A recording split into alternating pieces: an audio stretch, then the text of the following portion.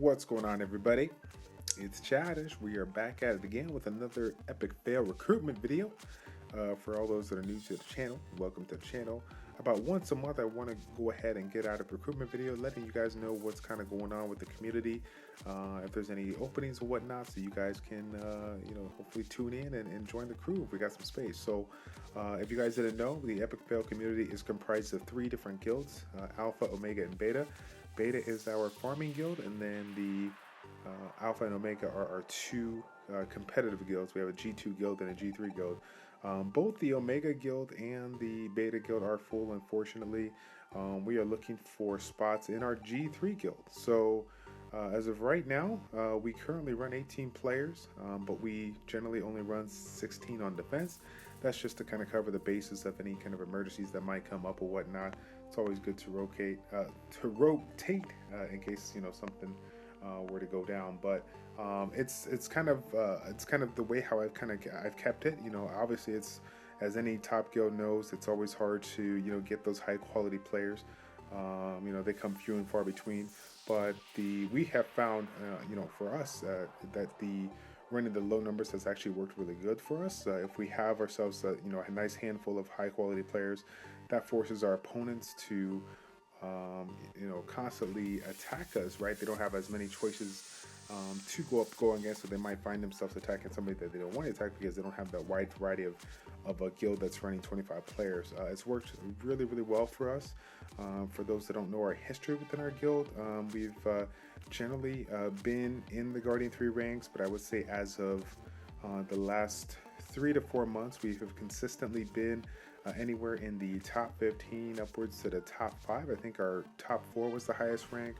I know that we've had 1 or 2 weeks where we might have fallen out of G3, some bad RNG with the pools on one night, and then another night we had two people had an emergency, so we ended up holding off on swords. But other than that, we generally run in the top 10, consistent top 10, and have been doing exceptionally well. All of our members are high class and well respected. So when it comes to the requirements, again, a lot of us are having anywhere in that 25 to 36 star plus. But again, the number of 6 stars really doesn't matter. It's more so the quality of the units, runes, and synergy. Okay, so I'm going to be, when people come on board and want to take a look at, have me take a look at their team, I'm going to be looking for a multitude of things, as far as the synergy, speed, quality of your team, especially if you're using YOLO comms or whatnot. If you're rocking Will on teams and competition that should be rocking Will, as anybody knows in the top ranks, it's definitely the speed overall, just the quality overall of the units and runes and whatnot.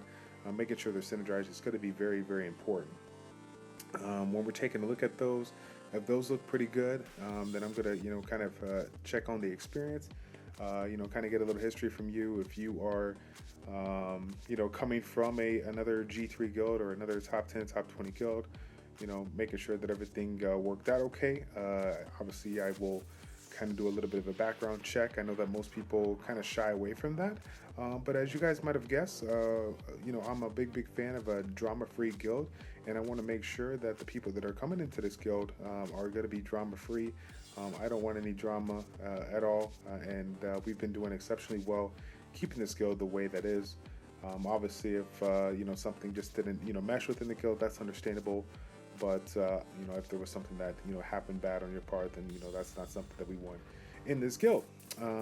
As far as the units, runes, synergy, experience, what's going to come down to that, if we got all of those, is going to be down to performance. Okay, so if we find that you meet all the qualities and whatnot, we want to bring you on board and kind of just test you out. We'll be using you the first week of offense, and then the second week, so more than likely going testing you out on the defense as well. And the reason being is, guys, as you guys might have guessed, there's a lot of people buying and selling accounts. So these people coming on board here with G3 accounts, but they've never used it. So I want to make sure you know what you're doing. As you guys might have guessed, every guild might have run into situations like this once or twice. So it's always good to kind of check our grounds. But again, most of the people that do come in as far as recruitment, we know them, we've seen them within the arena ranks or the guild war ranks, so we know that they do exceptionally well. So But it's always good to check our background, right? You know what it is.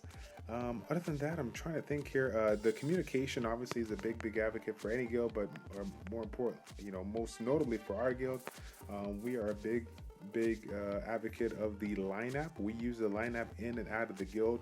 We use it to communicate off and on a regular basis. In addition to some of the things that we do that other guilds might not do, we actually use it to communicate some notes that we take based on our raids. So if you guys, if you guys have ever heard me talk about this in previous recruitment videos, basically we every single raid that we do, assuming that it is a raid as the guild from a top G3, top 10, top 15, top 20 guild, we generally like to take notes on those units, and they're simple notes, kind of noting the speed of their fastest unit, and if they have will, if they have shield, just some basic things that kind of help everybody kind of fine tune the teams that they bring to make sure that they can kind of secure the win or whatnot.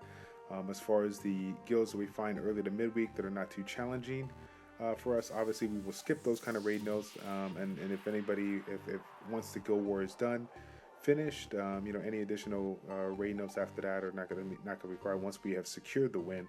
After the win is secured, we allow people to mix and match their units and whatnot, do a little testing if they need to, but overall everyone's really good about those requirements. So but yeah, guys, just level 40 players, high quality units, rune synergy, making sure you're communicating with line, and again, just not just the experience, but being able to perform as well.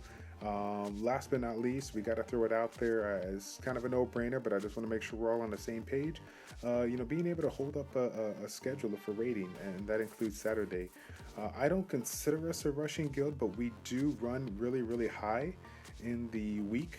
We will get a couple of defense successes, so generally we will hold off on raiding 2 swords throughout the week so that we can use 3 to 4 swords on Saturday. We don't rush all of those swords in the evening.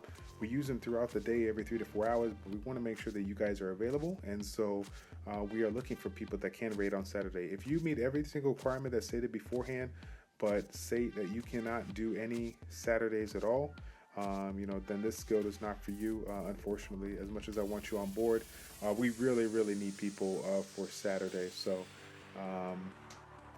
other than that, I'm trying to think. I don't think there's anything else.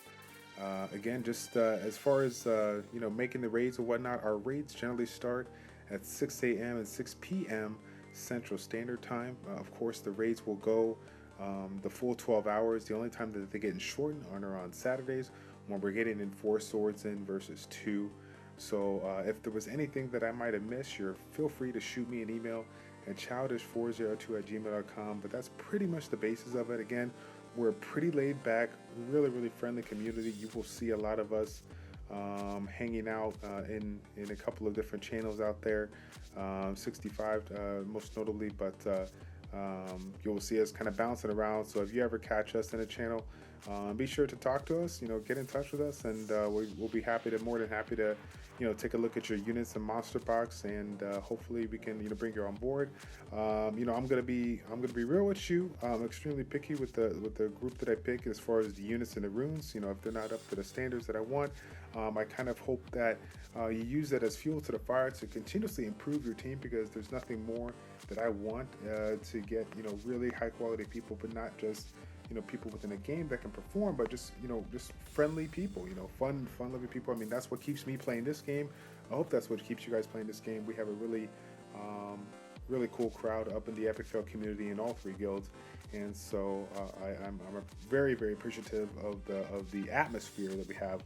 And so if that is you, if you're definitely an outgoing person that is looking to be 1% better than the previous day, maybe not be there right now, but is continuously working on it, I encourage you to keep on checking up with me every 1 to 2 weeks, whatever it takes, and just checking back to see if you're where we're at, because you never know, maybe there'll be a spot opening in a different guild that we can get you in, so on and so forth. But I think that's pretty much it. As you guys might have guessed, I'm a rambler. I like to get it going.